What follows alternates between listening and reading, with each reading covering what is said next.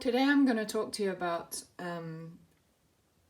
why our decision making is reductionist. Because when I talk about our decision making being reductionist and the need for our management to be holistic, people often get insulted, or they mention that they already use a holistic approach, and all we have to do is just teach people to go back to doing what we used to do by reconnecting to nature and opening our intuitive thoughts, because nature's knowledge is intuitive.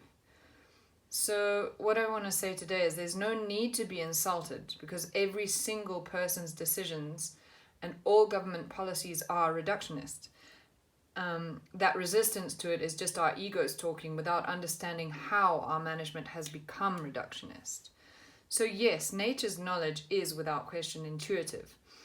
But if we were to successfully do what we used to do, we'd have to go back millions of years to a time when we had not learnt to control fire and had no technology but sticks and stones, because in nature there is no other technology.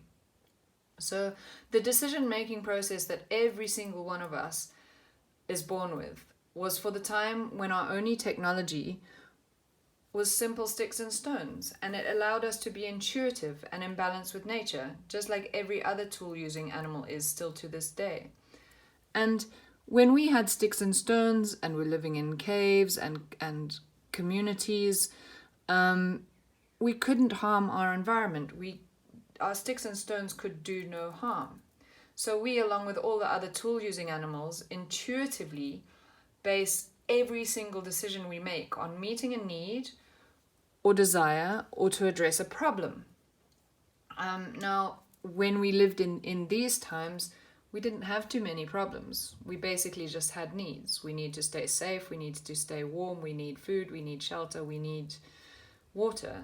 We actually didn't have too many problems, except, don't get eaten by a predator or whatever. So we intuitively base our decisions on those things.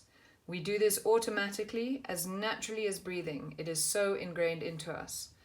And the only reason that same decision-making process still works for all the other tool-using animals in the world is that their technology has remained simple and natural.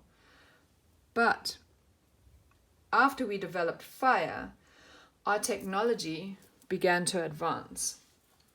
And the more sophisticated it became, the more it changed our natural role and behavior in our ecosystems, and our instinctive intuition couldn't possibly work anymore, because we were creating more and more complex social and economic aspects to every decision, and the power to do greater and greater harm to our environment.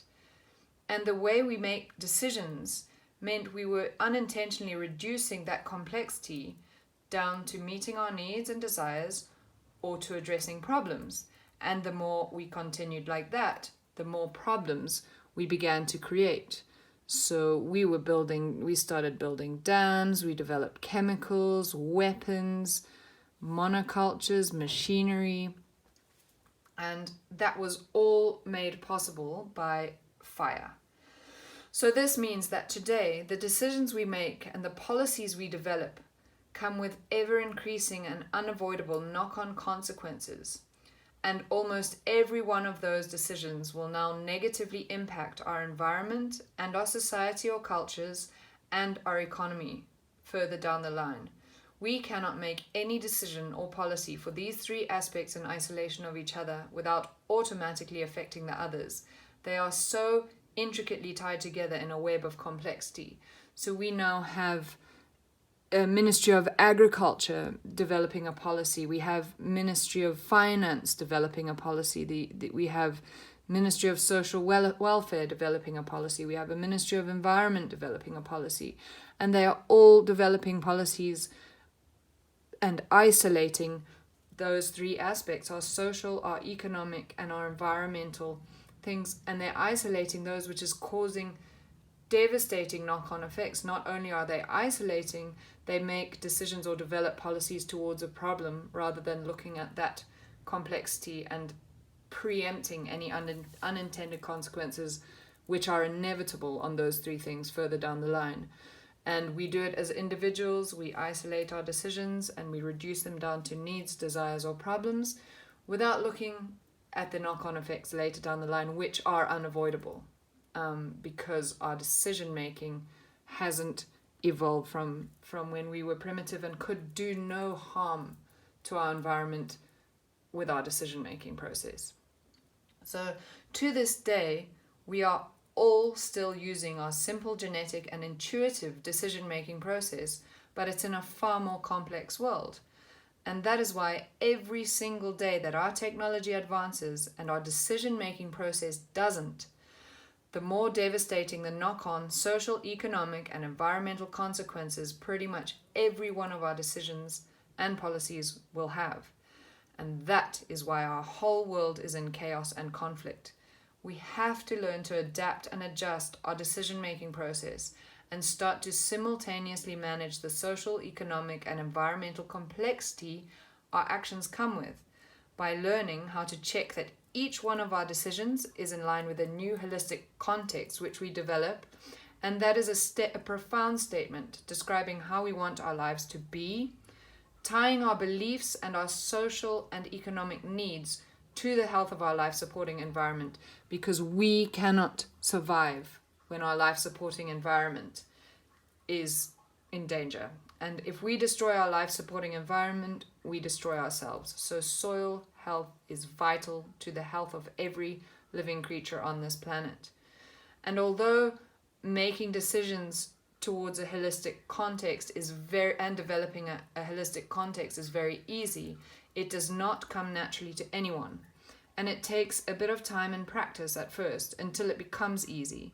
If we don't make the effort to make this change, we will all continue to go round and round in circles with our intuitive but now reductionist decision-making process, causing more and more damage and conflict, which will keep speeding up while we continue to use our outdated thinking to address the increasing symptoms of our outdated thinking. So you can see that it's just a vicious circle, and I call it the spinning hamster wheel of death. We're not getting off this wheel because we're using the same thinking and decision making to try and get ourselves out of the mess that got us into the mess, and now we're just addressing symptoms of this decision making. So don't be insulted. Every single person on the planet is making reductionist decisions or developing reductionist policies unintentionally. We don't know, we haven't known this until recently, and we haven't known how to be able to make decisions for our social, cultural, economic, and environmental complexity. But we do now, so there's no excuse anymore. We can right our sinking ship. If we had everybody at these climate change meetings, if we had governments developing policies like this, we would change the world. If we had the Greta Thunbergs of the world saying this, we would literally change our world. We don't have thousands and thousands of problems. We have thousands and thousands of symptoms of one problem. Our decision making is still for our primitive world. So holistic management, just make sure we are always making better and better decisions for our values, our livelihoods, and for our environment. And it brings us together beyond our individual choices, differences, opinions. It takes us far beyond that into a profound statement about how we want our lives to be, respecting our individual beliefs, religions, spirituality, and it ties that to the fact that not one of us will get out of this if we destroy our life-supporting environment anymore. So it gives everybody, from poachers to presidents, a holistic context with which we can make sure our goals, our decisions, our policies are in line with, and that all those decisions are always leading us towards our context and not away from it. So we're always looking for a better decision.